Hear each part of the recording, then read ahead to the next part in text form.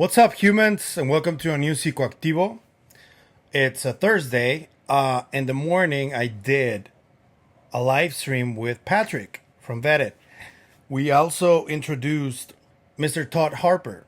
He runs the after parties on audio on the Vetted Discord. And he also made this logo of Psicoactivo. He gave me the initial the initial drawing in black and white, and then another artist helped me color it and put all the details on it. But what came out is from his mind. So shout out to Todd.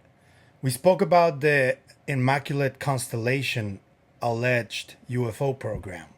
I do have to say something about that. Just a little thing. People who are skeptical and who are trying to discredit this story from Schellenberger, the main talking point they use, and I don't know if they do it on purpose because it's pretty noticeable and evident, is that they say the DOD already disproved it. The DOD already said it's not real, so therefore it's not real. Or Dr. Sean Kirkpatrick already said it's BS, so it must be BS. Careful, people. Your colors are showing. These are the same people that are potentially hiding this from humanity. And your best choice is to say the DOD already said it's not true, so it's not true. Your best choice is to say the government says it's not true, therefore it's not true. How does that make sense? Why are you aligning to the ones who are lying? I don't know what motivation you use, but it's kind of a fallacy all in itself, isn't it? That's just one thing I had to say for because of that. That live stream is already on right now, so you want to go check it out. I'm going to leave a link in the description. But as we were doing the live stream, Jesse Michels finally dropped his interview with Lue Elizondo on American Alchemy. And we thought that they were going to talk about this program. They didn't. But still, this interview had a lot of great nuggets of information that I'm going to talk about. Just a couple. I'm going to use just a couple of links from the Jesse documentary. I am going to leave it in the description. Obviously, Jesse does. He just opened a Discord. I was just part of it just today. And I think that he's like one of my top 3 favorite UFO channels right now, alongside All Eyes on Cinema and the Y-Files. Those are my top 3. And Jesse does documentaries. He doesn't do like this. This is like a talking head kind of news kind of channel. This guy does documentaries to the full extent. And this one was very different to pretty much all of the other interviews that Lou does. They were at a Mason Lodge on the second time they met, because they met 2 years ago in Wyoming, where Lou has his house. And the second time was at a Mason Lodge in Washington, D.C. The man who opened the door of the lodge for them his last name is Hill, which is kind of funny. But he's one of the last survivors who saw the 1952 UFO sighting in Washington, D.C. Arguably the most famous sighting in history. And he was there. He also revealed another sighting he had of a jellyfish UFO, which is kind of weird. But it was kind of a fun coincidence, you know? And they interviewed this man. That was one. They spoke about George H.W. Bush as one of the people when he was the director of the CIA who knew about the UFO topic. And they talked about Junior George W. Bush, who was the president from, I think, 2000 to 2006. And we all know how that went. But Jesse brought out a clip from Hal Puthoff talking about a meeting he had where, coincidentally, it was Bush Jr.'s people who were trying to get disclosure, some kind of disclosure, and they were denied. Here on this documentary, Jesse and Lue go back and forth talking about Dick Cheney potentially being either the one who wanted disclosure or the one who prevented it. We still don't know who did what, but we do know that there was an attempt and it was denied. There's some level of fear that is prevalent in this documentary about how humanity maybe is not ready yet for this. I don't know if I completely agree with this, because I'm going to show you the first clip, which talks about humanity's or humans' real potential or capabilities, which is becoming more prevalent little by little. This is a topic that I talk about often in this channel. It is the very reason I opened it. Psicoactivo means psychoactive, which means that we have to maintain a certain level of psychoactivity constantly in order to reach a certain level of knowledge and evolutionary stage, you know? And Ammar from the Yes Theory, he again did a co-hosting gig with Jesse Michels. They did the same thing with Grusch. So they did the same thing with Lue in this instance. And he's always like that. He feels, and I think a lot of us do, that we are like on the verge of some kind of paradigm shift mentally, and also I would say spiritually. And he reminded me of this really cool clip of Terence McKenna that he brings up, but I'm going to play for you right now. The level of contradiction is going to rise excruciatingly, even beyond the excruciating present levels of contradiction. I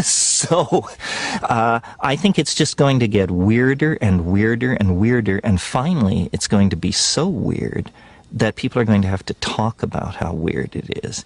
And at that point, novelty theory can come out of the woods, because eventually people are going to say, what the hell is going on? It's just too nuts. It's not enough to say it's nuts. You have to explain why it's so nuts.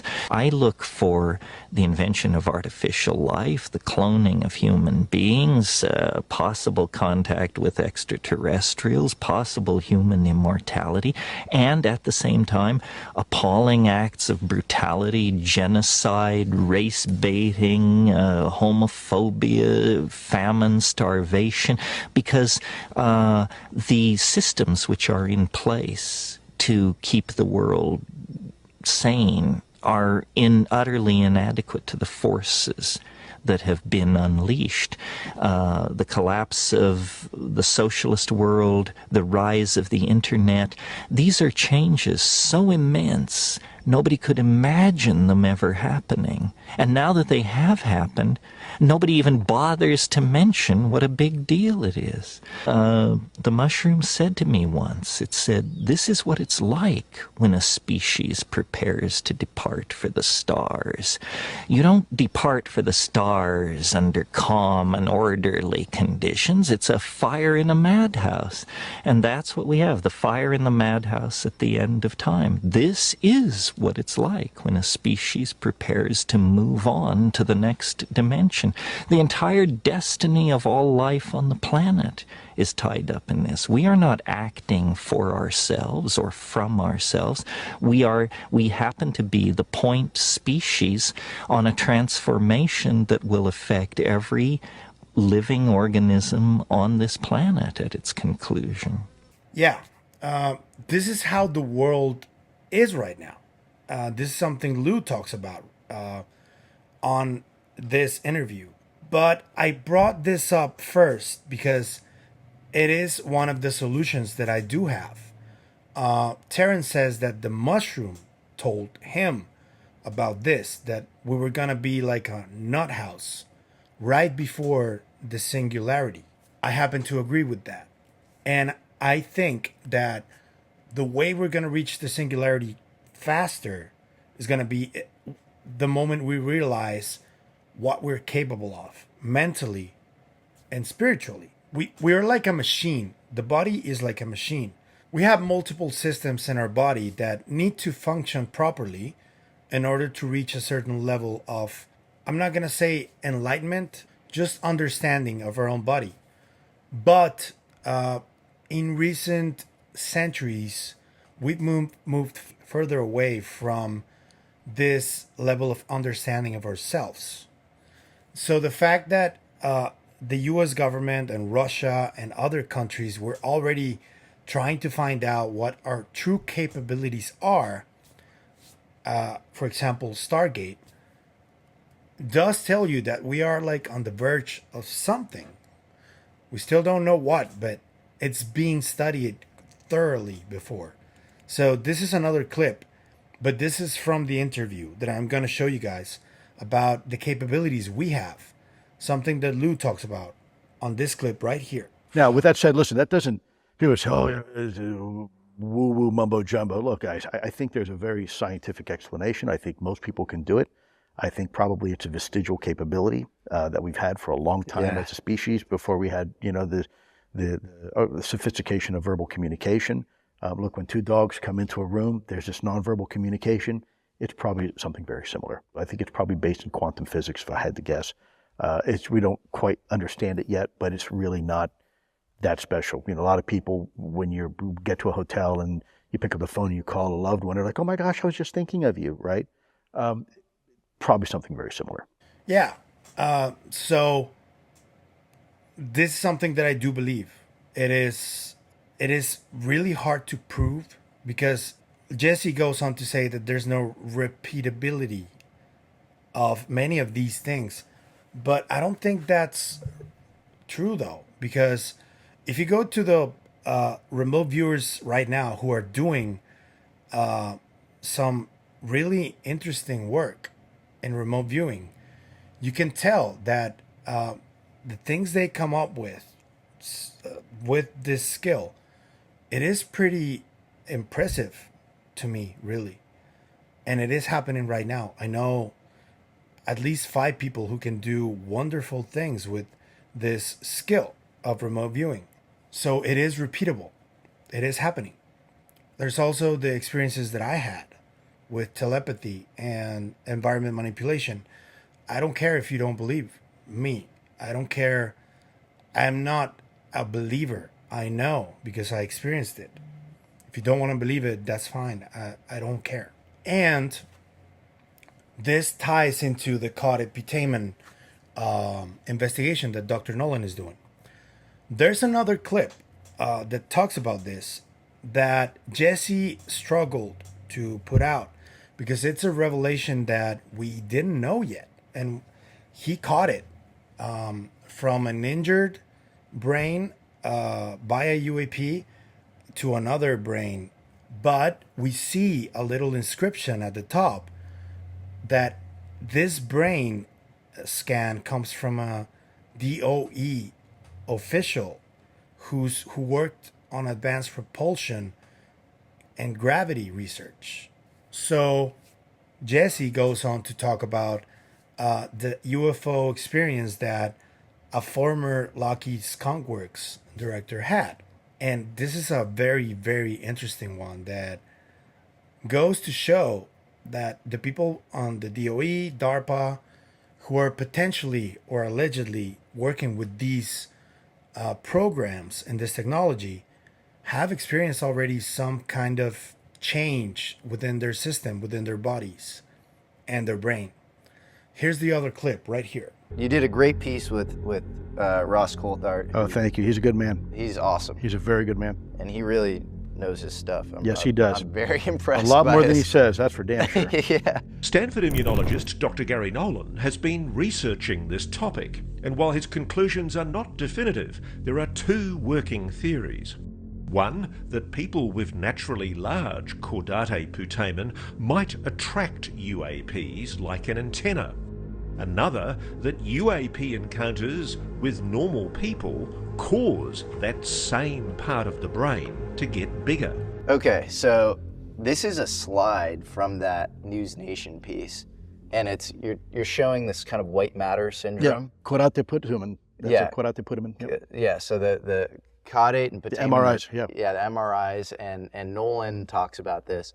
But if you look at this, look at the white lettering under interference syndrome injury, CEO executive, and then you have, what is that? Like DOE gravity propulsion. What's going on there?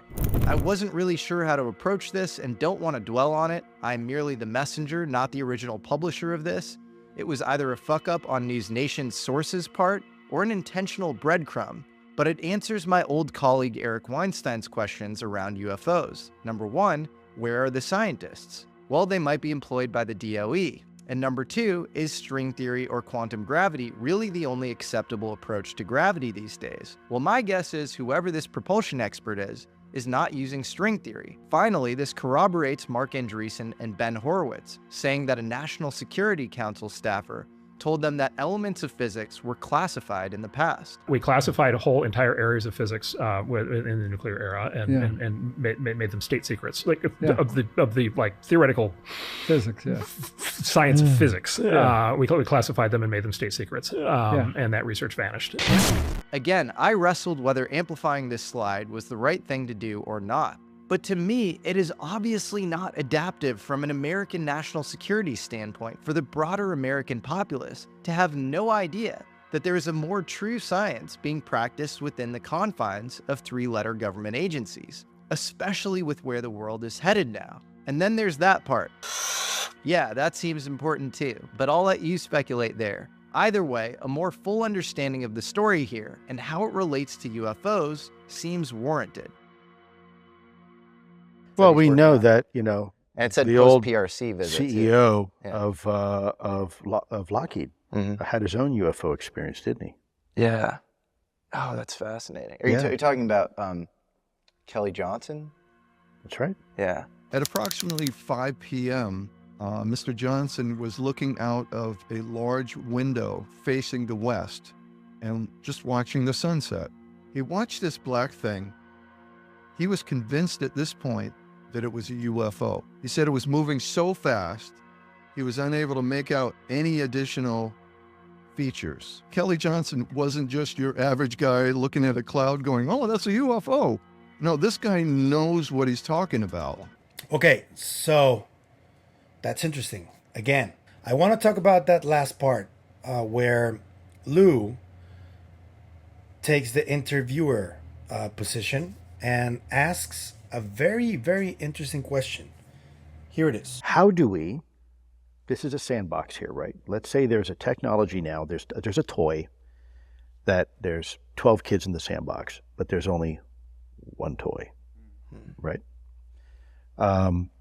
This toy has the ability to let everybody play together and be nice. The problem is human nature is such that most kids, most governments in this case, using it as an analogy, are going to want that toy for themselves. How do we share the toy? How do we use this? Because we know there's countries out there that if they had a certain type of technology, they would probably employ it very quickly to their advantage. And I'm not saying we have never done it, because we have. I mean, we dropped the bomb. We did. We're the only country that's ever dropped a nuke, an atom bomb. And that was us, so we'd like to say, oh, we're afraid of it. Well, don't look now, but we were the ones who did it. For good or bad or indifferent, right? That's a fact, established fact. So countries will use technology if they feel that they have to in a time of conflict. With this type of technology, if we were to come together and say, look, we really can do better as humanity. We don't have to fight each other, right? Now, this is on the backdrop right now of Hamas and Israel, Ukraine and Russia, right? We have issues in Africa. We have issues right now with China and the South China Sea and Taiwan and the U.S. And the world is on fire. Doesn't matter what side of the argument you're on. I think we can all agree that the world is a very dangerous and violent place right now, right? This technology has the chance to either bring us together or completely rip us apart once and for all. Right? Like there's no coming back. How do you solve that problem? It's a very hard problem to solve, but it's only the hardest problem to ever. You have to raise people's consciousness in step with slow dissemination of the thing or something. But how do you stop that temptation? Because all it takes is one selfish kid to ruin it for the rest. Remember, one kid. It's my toy. Probably just show them the good ways in which this technology could be used before you even just tell them that it exists. Who does that? Who's going to take the moral high road and say, I give to you this technology and you shall use it for peaceful means? Who has that moral authority? Who's trusted enough in the world to do that and to say, you will use it for this, but not for that? Who? It's, again, back to the question I had about this little sandbox, right? You've got this double-edged sword. You want to be able to give it to everybody, but not everybody's going to play. Not all children are very nice to each other. And we still, I mean, like I said, look at today's right now, around the world's on fire. We still don't play well with each other. Are we ready? And and it's not a yes or no. I mean, I don't know. You answer the way out. Are we ready, truly ready, for the truth to come out? Will we do the right thing, or will we do what we have always done in the past? Always. There's not one exception where we didn't. Use it against one another. I'd like to believe that that we will make a better choice. I think. Can we take a chance? Are you willing to take a chance on it? So I left that last part because, and it's a little long, because I think it is a very interesting question from Lue that talks about human nature, like at the core of this issue. Let's go back in time a little bit, talk about hypotheticals a little bit. Let's say that you are the US government before all of these agencies were formed, and you're presented with a problem right after you discovered how to exploit the atom. You just discovered new physics, and another breakthrough in new physics knocks on your door, just as you are trying to understand what you just cracked, which is the atomic bomb. If I was the government, I would be like trying to find out the best way to not just compartmentalize, but also try and understand what just dropped on my lap. So I think that Lue is trying to frame this as if they did find something that could change humanity for the better, but it is a double-edged sword. And due to how we have developed since, you guys know, we did a bunch of testing of nuclear weapons. Teller is the father of the hydrogen bomb, which is like 30 or 50 times more powerful than the ones that dropped in Hiroshima and Nagasaki. So if this hypothetical non-human intelligence exists, and they're looking at the way we're behaving with a piece of physics that we cracked, allegedly, how would you feel about presenting this other new physics to this stage of humanity? I would, honestly, if it was me, I would be weary of giving another breakthrough physics project to a civilization of monkeys who like to blow shit up. So this is the dilemma that Lue is presenting us with. Who would have that moral high ground to tell us this is the piece of technology you have that will change the world for the better? You can use it. If you ask me, and this is the reason, again, that my channel is called Psicoactivo, I think that humanity does need some kind of traumatic event in order to change for the better. The best example I can use, and that I often use, is precisely Hiroshima and Nagasaki. What happened to Japan right after the bombs dropped? What was the level of advancement technologically? And I gotta say, philosophically and spiritually too, that the Japanese went through over 80 years or so. almost 80 years. It's because they went through a traumatic experience. So I'm gonna bring it back to a person. What's the best way to help someone reach a level of maturity within themselves? I would say that it is another traumatic experience. The good parts of life, the happy moments, are there for us to feel a sense of gratefulness for what is happening to us, and also learn to have empathy for those who don't have that fortune or luck. I was fortunate enough to be born within a family of doctors who always provided for me and my brothers, and I am always thinking about that constantly. But there came a moment within my life and development when I was a teenager when I was a little asshole. And I wasn't able to learn how to feel grateful for things until I suffered traumatic experiences in my life. So traumatic experiences are also good for humans because they are lessons that teach us how to not do stuff or which avenues not to take again. There are some who don't make it past there. I have friends who have been killed because they made terrible choices in their lives and they didn't learn from them, or they ended up in jail.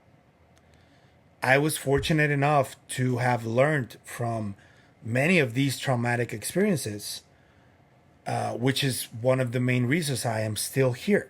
And I think that humanity as a whole needs to go through a traumatic experience of this nature in order to learn what we are truly capable of, and to keep pursuing that utopia that idealism paints often. If you ask me, the last part of this interview, Lou said that time is no longer a luxury. I agree. I think that we are running out of time. But not because of some impending event or whatever. I'm not saying that. I'm merely speaking about what is known by the majority of the populace, which is that the whole world is at war. I'm not going that far. Just here in Mexico, there was just a cartel war in Sinaloa that is still happening right now. That is one aspect of it. America is overly divided right now as you guys lead up to an election cycle that could be historic, and it could go either way. In Venezuela, there's a lot of stuff happening right now with Maduro. And we know the conflict between Israel and the Muslim world, the conflict between Russia and Ukraine. China wants to invade Taiwan. They've been wanting to do that for a while. There's a lot of stuff happening in Africa. Lou talked about this. So right now, we haven't reached that level of maturity yet, but we're running out of time. We don't have time. So the best way that I think, and this is really controversial, and I'm sorry if you guys don't agree with me, but I do believe that in my experience, one of the fastest ways that I could understand how to look within myself and try to understand my own flaws in order to be more empathetic towards others was psychedelics. And the fact that Terence talked about this message he received from the mushroom should tell you a lot about where a lot of this wisdom, universal wisdom, could come from. Potentially, psychedelic drugs could be for psychology what the telescope became for the science of astronomy. The problem with the psychedelics is that they dissolve cultural programming and hence inherently have a political charge about them. You see, culture is the product of the unperturbed human mind. The human mind, unperturbed through the medium of language, erects institutions and social structures into which it then secretes itself and sort of lives in a private Idaho.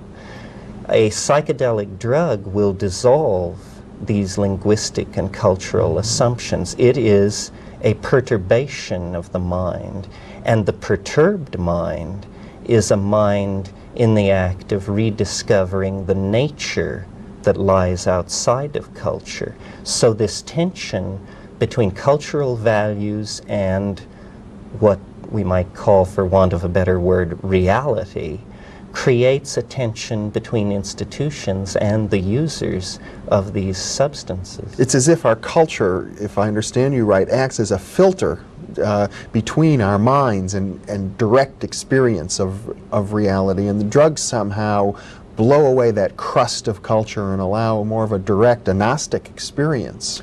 That's right, and the business of culture, any culture, is to perpetuate its cultural models. And if the hallucinogenic plants have not been integrated into the cultural model, then they are definitely seen as dangerous forces for an unpredictable sort of social change. Because, Buddhism is one of the best and most well-documented ways in which we can reach that level of maturity.